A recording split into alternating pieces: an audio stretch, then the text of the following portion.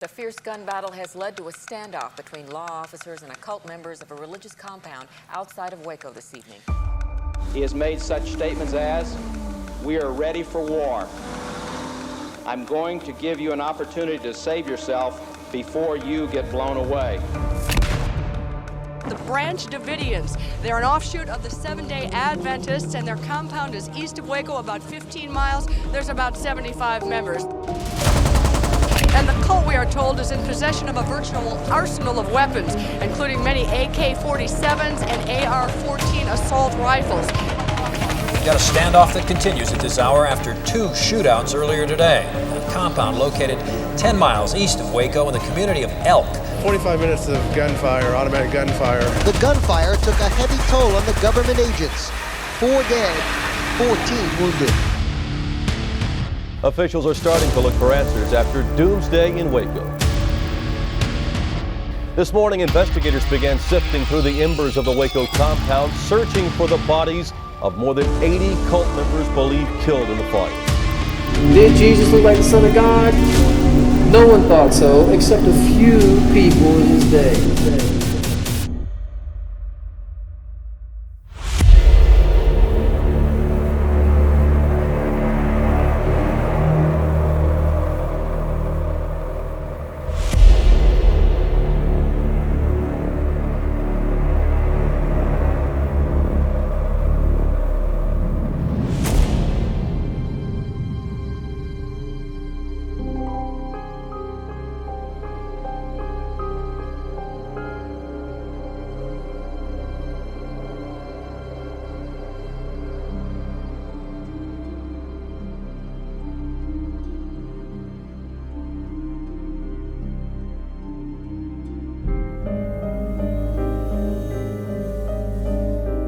This is the gate that goes into the property today.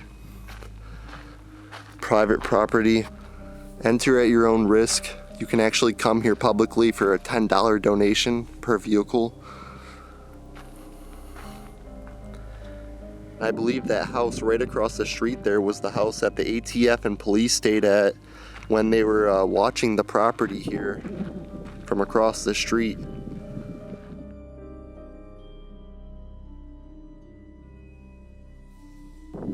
You can see that there is a pretty spiky gate that goes around the entire property.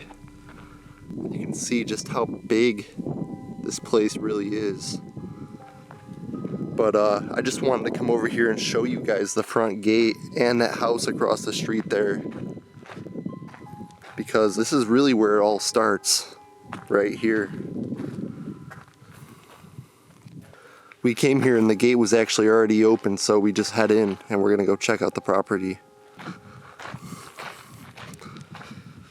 Entering right off the bat, the property is extremely beautiful, well kept. Here's a very large monument, the Branch, the Lord of our righteousness. So this is like the memorial where they have all the victims of the Waco siege right here on the property. And they have a few really nice monuments on this stone slab here.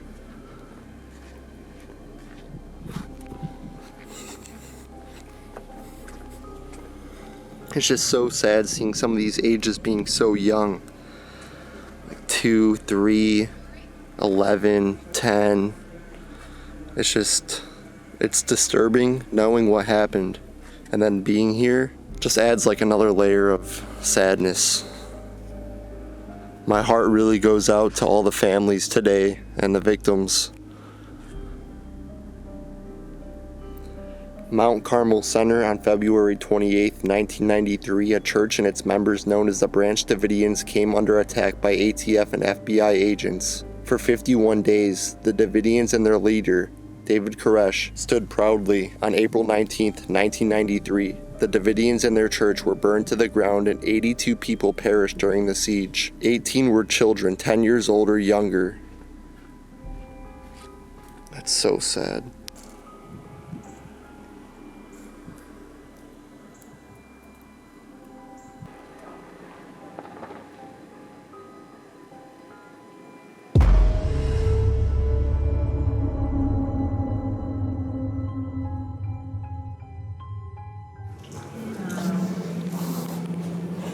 93. So the Branch Davidians have been here since the late 50s, long before Koresh was even born. A couple there down Low Road started it. Yeah, I saw that. Way back. My husband has been a part of that. Oh, He's wow. 50 years of invested in here, and he was not with David Koresh. He wasn't agreeing with him who he claimed to be. It was like a war here that ended up, thanks to Bill Clinton, with the tanks coming in here on the last day and injecting flammable gas for 6 hours. Hello. And then shooting in pyrotechnic flashbangs. I think that's what lit the place up, burned the whole thing down. 76 people that were trapped inside, burned alive. Only 9 people got out. Right below the window, you pass that by. Well, that area was the vault where the kids were moved when they started this nonsense. They thought they'd be safer in there, so they put them at the bottom of like a walk-in cooler of concrete. So they moved the children in there. The mothers went in there with wet blankets trying to protect them, but they actually drove a tank in the front door and gassed the kids for 2 hours. 17 children died in that, and this is one of the kids, the 6-year-old, that was retrieved out of that mess. But they tortured the kids in there, and they knew where everybody was with the technology that military has. He believed he was the Lamb of God that could interpret the 7 seals, even though the scripture tells us plainly no man in heaven or under the earth can open the seals. And from our church perspective, we believe that's the other side of the story, that David Koresh crossed the line by claiming he was the Messiah, the Christ. And it was something prophesied within the church by the founder of the Seventh-day Adventist Church, which is where our roots began. We're not part of that denomination. This is what it looked like before. This was only 2 years old. Oh my This was part of Conley Air Force Base way back, and there were barrack houses all along the road. There was a big church that seated 800 at the front. There was a rectory over here. It was very different. But Koresh came here, and when he came back from Palestine with his group, he discovered that there were guns here that were part of the Iran-Contra, and that the son of the Rhodes, George, who took over the place for a couple years in, 85 to about 87, called the place Rodenville and invited ex-cons to live here. They were cooking meth, pornography, all kinds of junk. And Koresh came here and found all that, so he cleaned up the whole place and they built that. But he found 2,000 guns in crates that belonged to that whole thing. And that's what, he knew they were going to get into trouble, so he went to the sheriff to tell him. The sheriff said, well, you do what you want, because that's federal jurisdiction. So he started to demill the guns, or convert them from automatic to semi to get them out of here. And then they found out, well, they could make a business of buying and selling guns. But he wasn't trying to create a standoff with the government or cause a problem in the world or society, but that's how they were pretty much demonized by the media and by the feds. But we think that's the reason they came in here. They wanted to cover up that evidence that this was being used by the Clintons and the Bushes because of George compromising the place. And you can read about that in there. My husband wrote a little skinny book called Why the Deep State Murdered David Koresh, and expands on that a little bit more. So my husband just felt called to come here in '94, start cleaning it up, restoring it, making a memorial so people can come, and they do come from all over the world. This was a world news that went on for 51 days, and everybody was shocked and wondering what in the world is going on out there. So You guys meet David Koresh? I did not. My husband did. Okay. He was a very likable guy, but he was pretty much deluded in claiming he was God. Sure. But he had his followers convinced of it to the point where they gave up their wives and young daughters and ultimately their lives believing in him. Pure evil. Unfortunately, a lot of innocent children had to die here.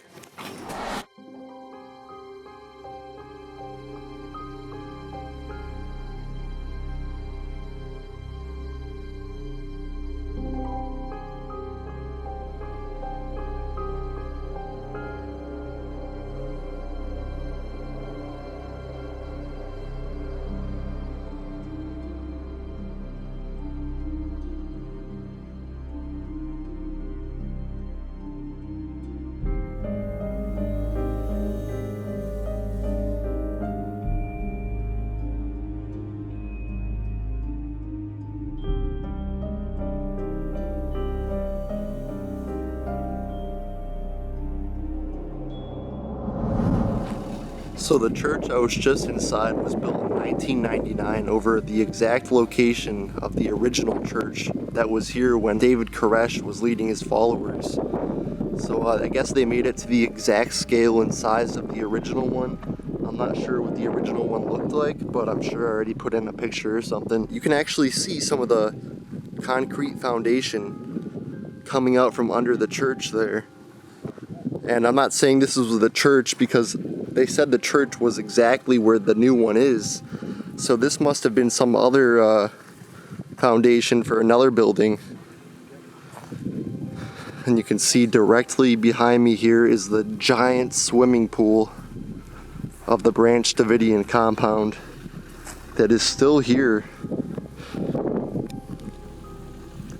And I was actually just watching a video the other day about a guy exploring this place. He was saying how big the swimming pool is, and I was looking at it, I'm like, yeah, it looks big, but it's not that big. And then I came here and it's like, dang, this pool is freaking huge. This pool is massive. I'm talking, this is like a half a football field big pool. It's crazy that it's still here today. From where I'm standing at the top of the pool here, you can see on that side's where you would enter, and the church is right there. There would have been buildings right here, right over there, basically enclosing this whole area of the pool. We might as well take a good look at it because it's one of the only things left here that originally belonged to the compound.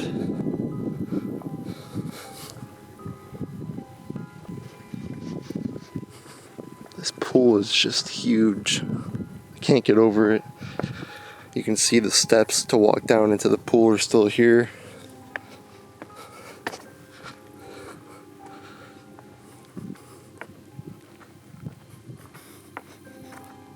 There isn't a whole lot to see, but it is cool that the concrete slab, and you can kind of make out where the buildings would have stood here.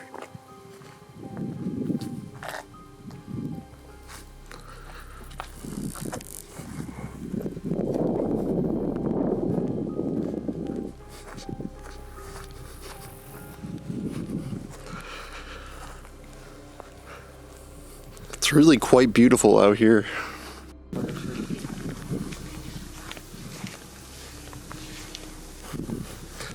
So this is where the water well and tower was. And this was actually one of the last things that was standing after the siege, including the pool. I don't know when the tower was taken down, but you can actually see the concrete base for it right there.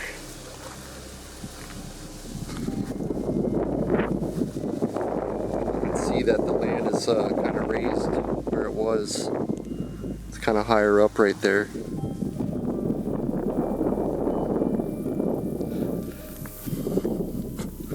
Not exactly sure what this was, but you can actually see a door area down over there.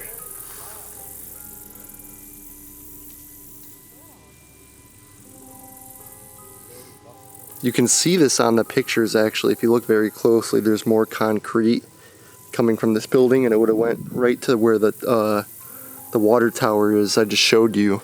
Yeah, I'm not sure what this was because it looks like when the compound was still here, this kind of just looked like the same as how it does now. So I'm not really sure about that.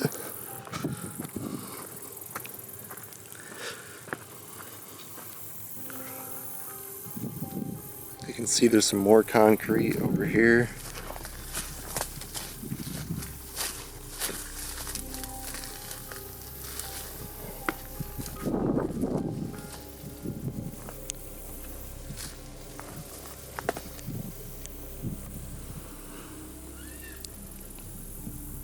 I think that's some of the underground tunnel right over there that I heard about.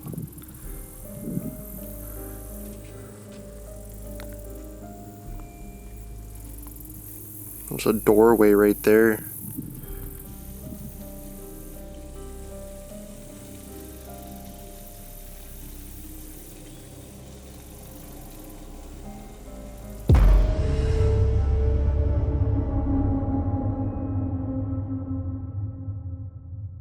I got the PSB 7 spirit box here, and we're going to ask some questions here at the pool at the Waco compound.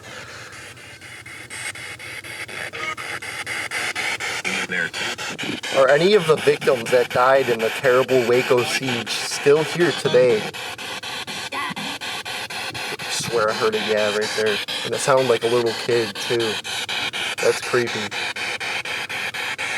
I don't know if a lot of people paranormal investigate here, but I would definitely be standing up right now if it wasn't so hot. It's literally like 105 degrees outside right now here in Waco. Is David Koresh still on this property today? Does David Koresh's spirit haunt this property? It was. I heard something there. When? It was. How many spirits are on this property? Can you give me a number, please?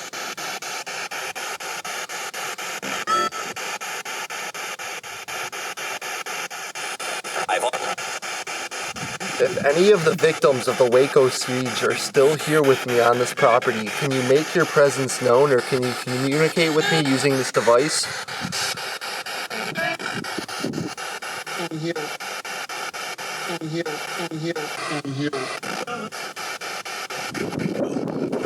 I heard Waco, but that could have easily been a radio. How old were you when you passed away? I swear I heard 15. Yeah.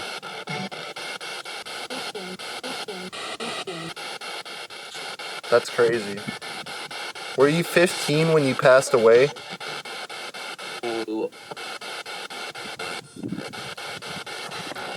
Were you 15 years old when you died?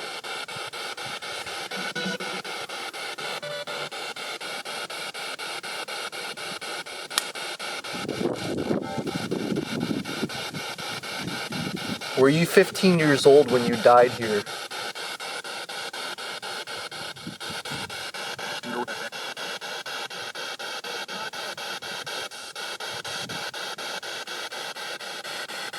Who is the 15-year-old that died on this property? What is your name? Did you hear that? What was that? I don't know. How many people on this property were burned alive?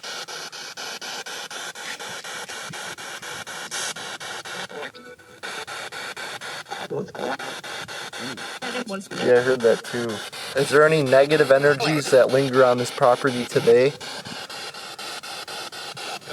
that are upset about how your life ended?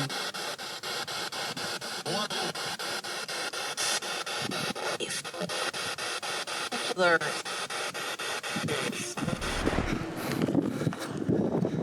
can see this is the front of the new church here.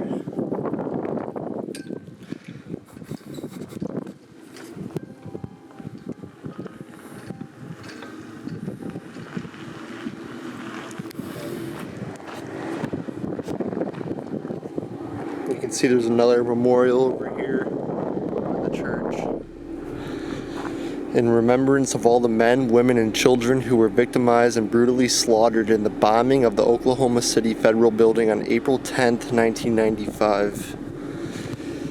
So it looks like they don't only have their own memorials, but they have other memorials of stuff that has happened nearby, which is pretty cool.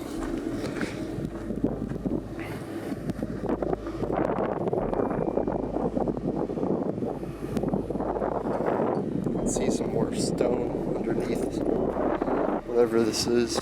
There's a lot of stone over here, which I'm assuming was from the compound. I have no clue, but I can only assume because there's literally like nothing here. Yeah, this would have been, for a fact, I know there would have been buildings here back in the David Koresh days. Oh shoot.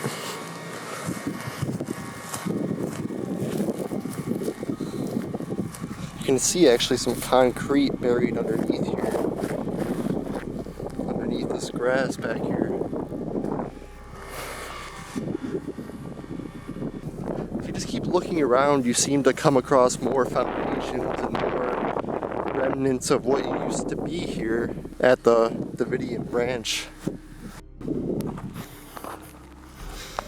Man, I wish we can get in there. I really do. Sucks it's under surveillance and stuff, or I would totally try to make a go at it. It looks pretty heavily guarded up anyways.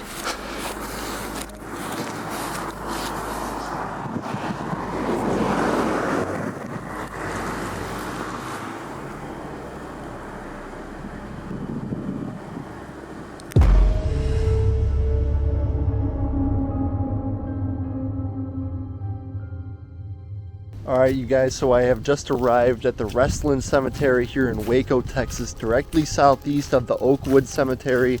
I am going towards the graves of the victims that died at the Waco siege in 1993. I'm just going to show you guys where they are and where they're buried today, so let's go check it out. Very beautiful cemetery, as you can see, very wide open. It's kind of weird, the layout of this place. I guess they must have probably started with the graves up there and they're just making their way down. But I see there's some graves scattered throughout here, like those over there.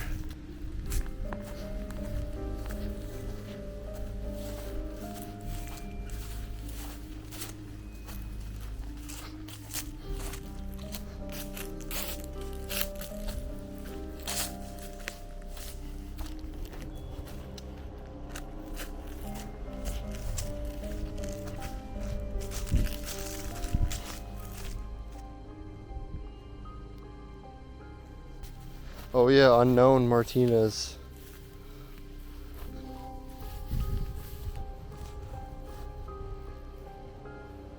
So these are all, or a lot of the victims' graves actually.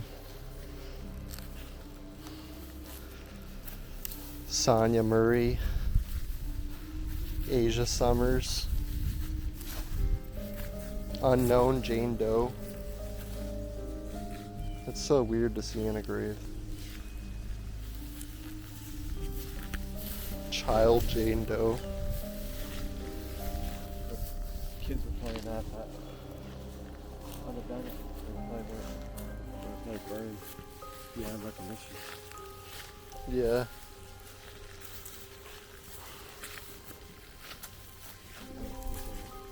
Wrong date.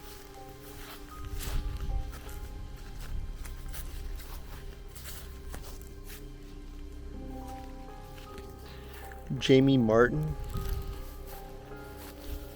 Unknown Martin child. This is so sad. Wayne Martin, only 20 years old. Anita Martin. Douglas Martin. Man, this is creepy.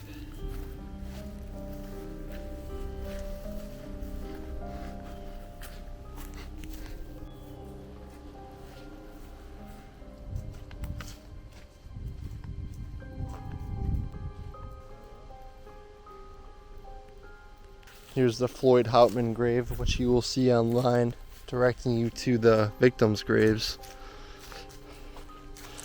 I actually think there's some more victims right here I didn't look at. Christopher Weir, just a baby. Frank Herbert Nelson was a World War II veteran. Angela Parks, Butch Rowell, Eleanor Cooper, Teresa Cantu, another kid, Walter Jacob William, Antone Delane, Houston Hins,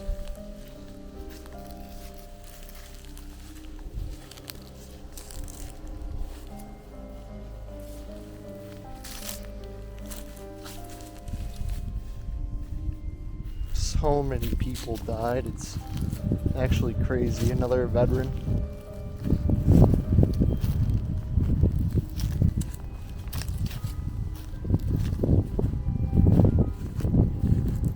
I mean, it would just take forever to go through all of these.